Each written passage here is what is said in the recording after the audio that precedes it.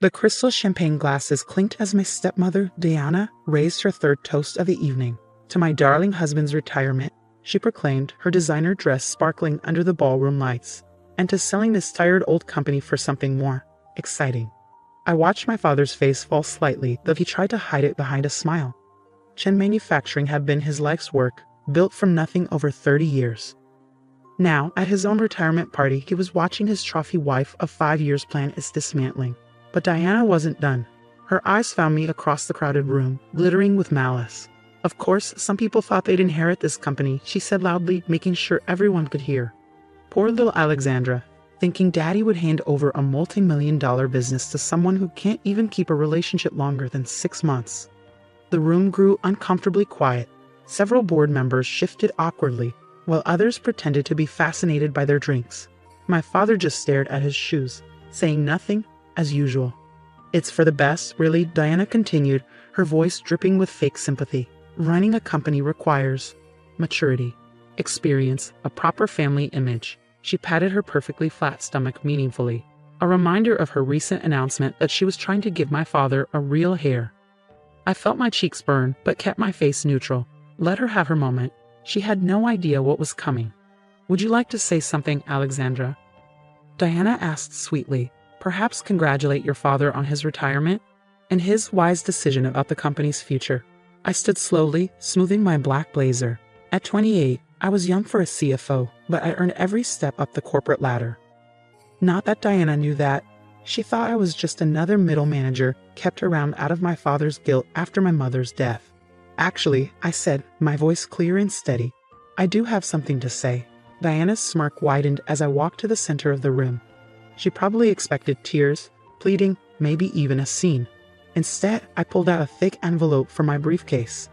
6 months ago, I began addressing the whole room. Chen Manufacturing underwent a quiet restructuring. The board approved it unanimously. I glanced at several board members who nodded slightly. My father transferred majority ownership to a new holding company. Diana's smirk faltered slightly. My father finally looked up, confusion crossing his face. The holding company is called MLW Enterprises, I continued, enjoying the way Diana's perfectly made-up face scrunched in confusion. MLW stands for Mary Louise Wong, my mother's name. Now Diana's champagne glass was shaking slightly. What are you talking about? She demanded.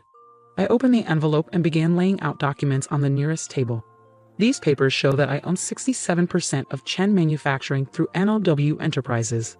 My father retains 30%, and the remaining 3% is divided among key employees. The room erupted in chaos. Diana lunged for the papers, her expensive manicure scratching at the legal documents as if she could make them disappear. This is impossible, she shrieked. James, tell her this is impossible.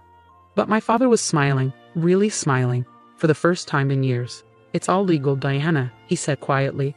Alexandra earned this. She's been practically running the company for the past 2 years while I've been distracted. He looked at me apologetically. But, Diana sputtered, her face turning an alarming shade of red beneath her makeup. We have plans. The house in the Hamptons, the yacht club membership. About that, I said, pulling out another document. As majority owner, I've been reviewing all company expenses, including the rather generous consulting fees being paid to your brother's fake marketing firm, and the business trips that somehow always ended up at luxury spas. Diana went pale. You wouldn't dare. I already have. The board has approved a full audit. The police are very interested in some of the more creative accounting you and your brother arranged. James. Diana whirled on my father. Are you going to let her do this to me, your wife?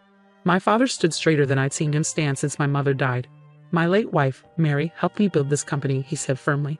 She made me promise it would go to our daughter when the time was right. Alexandra has proven herself more than capable. And you, he shook his head sadly, you proved yourself too, just not in the way you intended. Diana's carefully constructed world was crumbling. Her designer purse fell open as she grabbed for her phone, spilling its contents across the floor. Among them was a small USB drive that I recognized, one that had gone missing from my father's office months ago, containing proprietary company designs. Looking for a buyer for our trade secrets? I asked quietly, picking up the drive. That would explain all those lunch meetings with our competitors. Diana's face contorted with rage. She raised her hand as if to slap me, but my father caught her wrist. Security will escort you out, I said calmly. Your personal belongings will be shipped to you, after they're checked for any other company property, of course. And Diana? I smiled sweetly, channeling her own fake sympathy. Don't worry about the prenup. It has a lovely clause about corporate espionage. As security led a screaming Diana away, the room buzzed with excitement. Board members came to congratulate me.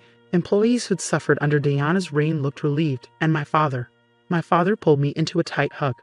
I'm so sorry, Alex, he whispered. I've been such a fool. Your mother would be so proud of you. I hugged him back, breathing in the familiar scent of his aftershave. I know, Dad. I know. But our moment of reconciliation was interrupted by an urgent call. Diana's brother had been caught trying to delete files from the company servers, and something told me this was just the beginning of the storm. I touched my mother's old wedding ring, which I wore on a chain around my neck. Ready for this, Dad? He squeezed my shoulder. Lead the way, CEO. As we walked to the elevator, I could still hear Diana's shrieks from the lobby, but I wasn't worried. I'd learned from the best, my mother's business acumen, my father's innovation, and yes, even Diana's cutthroat ambition. They'd all taught me valuable lessons. Now it was time to show them exactly what those lessons had created. The morning after the retirement party, I arrived at Chen Manufacturing earlier than usual. The sun hadn't even risen, but I found my father already in his office, sorting through years of memories. Couldn't sleep either? I asked, helping him pack a framed photo of him and Mom at the company's grand opening. Been thinking about your mother, he said softly. She always said you had her business instincts. Watch out for that girl, she'd tell me. She'll outshine us both someday. Before I could respond, my phone buzzed. It was Marcus, our head of its security. Ms. Chen, we have a situation. Multiple attempts to access our servers from unauthorized locations. And you need to see this. Within minutes, I was staring at my computer screen in disbelief. Someone had leaked confidential company emails to our biggest competitors. But these weren't just any emails. They were carefully selected to make it look like Chen Manufacturing had been engaging in corporate espionage. Diana, I muttered. She's trying to trigger an industry investigation. That's not all, Marcus said grimly. She's also leaked evidence suggesting her takeover was illegal. The press is already picking up the story. Right on cue, my phone exploded with notifications. Tech Harris in hostile takeover scandal, read one headline. Family drama threatens industry giant, declared another. Dad looked stricken. Alex, I'm so sorry. If I hadn't brought Diana into our lives. No, Dad, I cut him off. This isn't your fault. But I know whose fault it is. I pressed the intercom. Janet, call an emergency board meeting. And get me Victoria Chen on the line. Your cousin the federal prosecutor? Dad asked, surprised. I smiled grimly. Diana wanted to play dirty.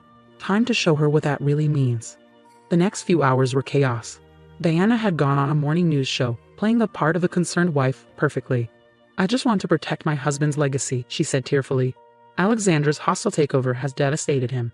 And now with these allegations of corporate espionage. But Diana had made one crucial mistake. In her rush to destroy me, she used the stolen USB drive to access company files, leaving a clear digital trail. Got her, Marcus announced triumphantly. Every unauthorized access, every leaked document, it all traces back to her brother's IP address. And he grinned. We found something else. Emails between Diana and our biggest competitor, dating back months before she married your father. The pieces clicked into place. She targeted Dad from the beginning, I realized. The whole marriage was a corporate raid. The oldest trick in the book, Dad said quietly, and I fell for it completely. Just then, my cousin Victoria called back. After hearing the situation, she was silent for a moment. You know, she said finally, we've been investigating Diana's brother's firm for months. Tax fraud, money laundering. But we could never prove where the money was coming from. This could be exactly what we need. Do it, I said firmly. The next day, as Diana was preparing for another TV interview to slander me, federal agents raided her brother's office. By evening, both siblings were in custody, and the truth was splashed across every business news channel. Corporate Rahid Daridi, CEO's wife arrested in manufacturing espionage scandal.